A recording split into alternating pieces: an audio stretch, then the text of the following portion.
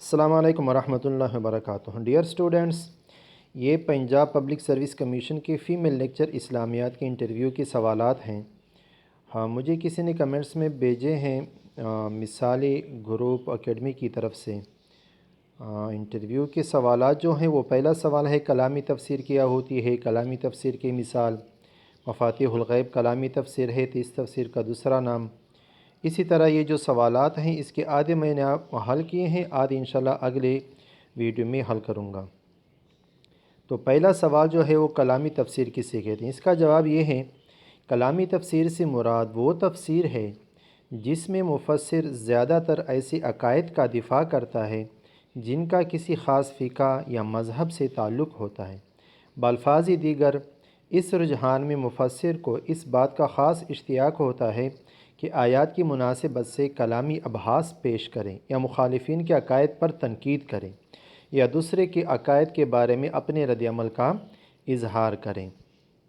اس کے بعد سوال یہ ہو چکا ہے کہ کلامی تفسیر کی کوئی مثال تو مفاتیح الغیب ہیں۔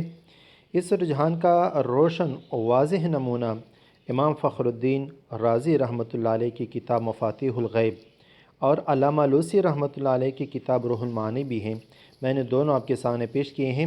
اس سے اگلا سوال یہ ہو چکا ہے کہ مفاتیح الغیب کا دوسرا نام کیا ہے؟ اس کا دوسرا نام ہے تفسیر کبیر۔ تفسیر کبیر کے نام سے مشہور ہیں۔ اگلا سوال، استحسان کی مثال بیان کریں۔ اصولی طور پر استحسان ایک تعریف ہے، ایک مثال ہے۔ تعریف میں نے پہلے ویڈیو میں بیان کر چکا ہوں، یہاں صرف مثال بیان کر رہا ہوں۔ اصولی طور پر مجہول چیز کی خرید و فروخت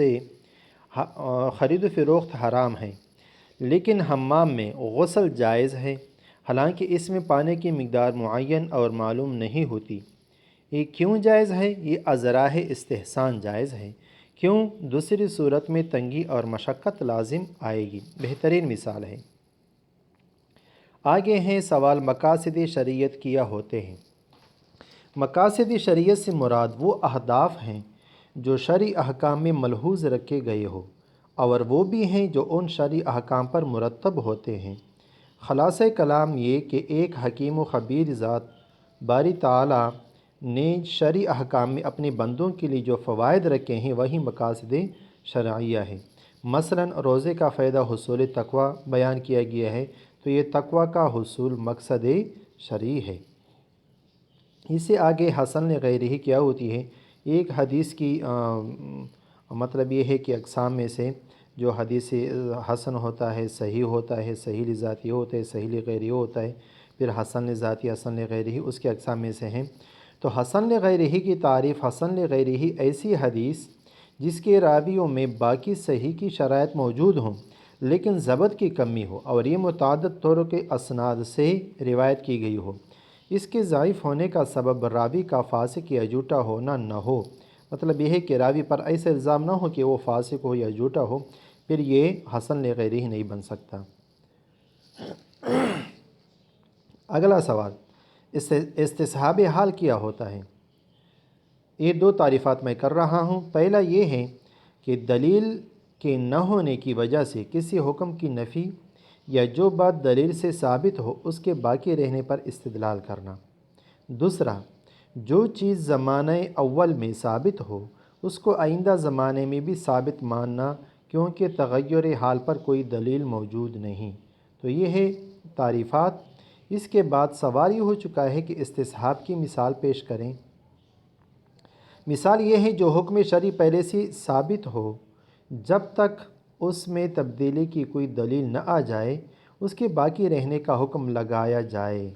جیسے مثال یہ ہے، نکاح صحیح کے ذریعے جب مرد و عورت ایک دوسرے کے لیے حلال ہو گئے تو جب تک نکاح کے ختم ہونے پر کوئی دلیل نہ ہو وہ ایک دوسرے کے لیے حلال ہی رہیں گے۔ بہترین مثال ہے۔ اس کے بعد یہ سوال ہو چکا ہے کہ نسائی شریف کے دو شروحات بیان کریں کہ نسائی کے دو شروحات ہو چکے ہوں۔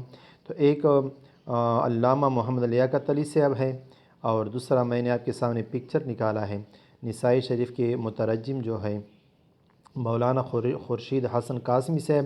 اس کے بعد ایک تیسرا بھی میں نے آپ کے سامنے پیش کیا ہے، التعلیقات السلفیہ کے نام سے، تو سنن نسائی پر ہے یہ بھی۔ تو اس پر یہ پھر سوال ہو چکا ہے، میں نے اس لیے آپ کے سامنے پکچر نکالا تاکہ یہ سوال پھر بعد میں ہو چکا انٹرویو میں کہ تعلیقات السلفیہ کس نے لکھی ہے۔ تو التعلیقات السلفیہ اعلیٰ سنن النسائی پر حضرت مولانا عطاء اللہ حنیف بوجیانی نے نسائی شریف کی شرح التعلیقات السلفیہ کے نام سے لکھی تھی۔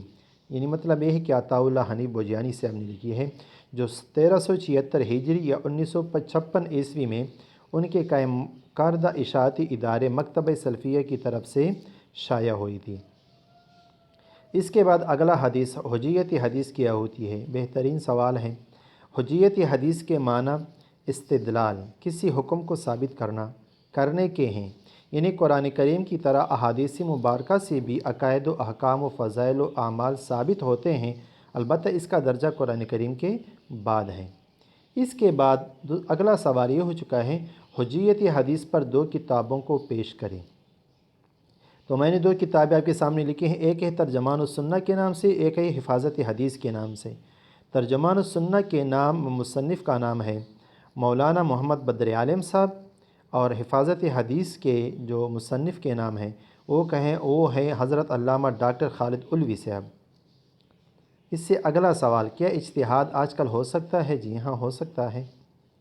اس سے اگلا سوال، جناب نبی کریم صلی اللہ علیہ وآلہ وسلم کے زمانے میں اجتہاد کی مثال بیان کریں۔ بہت زیادہ مثالیں ہیں، صحابہ کرام رضوان اللہ علیہم اجمعین نے اپنی طرف سے کوئی کام کر کے حضور صلی اللہ علیہ وسلم کے پاس جب آ چکے ہیں تو وہ مسئلہ حضور کے سامنے پیش کیا ہے، حضور صلی اللہ علیہ وسلم نے ان کی اجازت بھی دی ہے۔ تو یہاں بہترین مثال جو ہے وہ حضرت معاذ بن جبل رضی اللہ تعالیٰ عنہ کی مشہور روایت کی ترتیب بھی یہی ہے کہ انہیں یمن کا عامل قاضی بناتے ہوئے نبی اکرم صلی اللہ علیہ وسلم نے پوچھا کہ کسی مسئلہ میں قرآن کریم اور سنت نبی سے رہنمائی نہ ملی تو وہ کیا کریں گے؟ انہوں نے فرمایا اجتہد برأیی، میں اپنی رائے سے اجتہاد کروں گا۔ تو جناب نبی کریم صلی اللہ علیہ وسلم نے ان کے اس جواب پر خوشی کا اظہار کر کے اس بات کی توثیق اور تصدیق فرما دی۔ اس کے بعد حجیت حدیث پر قرآن سے دلیل پیش کریں۔ قرآن مجید میں جا بجا اطاعت رسول صلی اللہ علیہ وسلم کی تاکید کی گئی ہے اور رسول اللہ صلی اللہ علیہ وسلم کی نافرمانی پر وعید شدید سنائی گئی ہے۔ میں نے بہت زیادہ پہلے ویڈیو میں بہت زیادہ مثالیں بیان کر چکا ہوں، لیکن یہاں میں نے صرف ایک آیت آپ کے سامنے پیش کیا ہے۔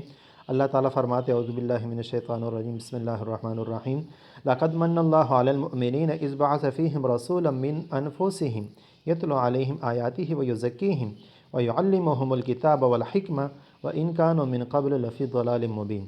اللہ تعالیٰ نے احسان کیا مومنین پر جب ان میں سے ایک رسول بھیجا جو ان پر میری آیتوں کی تلاوت کرے اور ان کا تزکیہ کرے، ان کو کتاب اللہ کی تعلیم دے، ان کو حکمت کی باتیں سنائے۔ تو ظاہری بات ہے کہ کتاب اللہ کی تعلیم دینا، ان کو حکمت کی باتیں سنانا، یہ وہی آیت تو حضور صلی اللہ علیہ وسلم پیش تو نہیں کریں گے، کچھ نہ کچھ اپنے الفاظ اپنی تفصیل بھی بتائیں گے۔ تو ظاہری بات ہے جو تفصیل ہوگا، جو تشریح ہوگی تو وہ احادیث ہوں گے۔ تو اسی وجہ سے احادیث ہمارے اوپر لازمی ہے کہ ہم اس کو حجت مان لیں۔ اچھا، یہاں تک آپ کا ویڈیو مکمل ہو گیا، دیکھنے کا بہت شکریہ۔ اچھی لگی ہو تو لائک بھی کریں، شیئر بھی کریں، سبسکرائب بھی کریں۔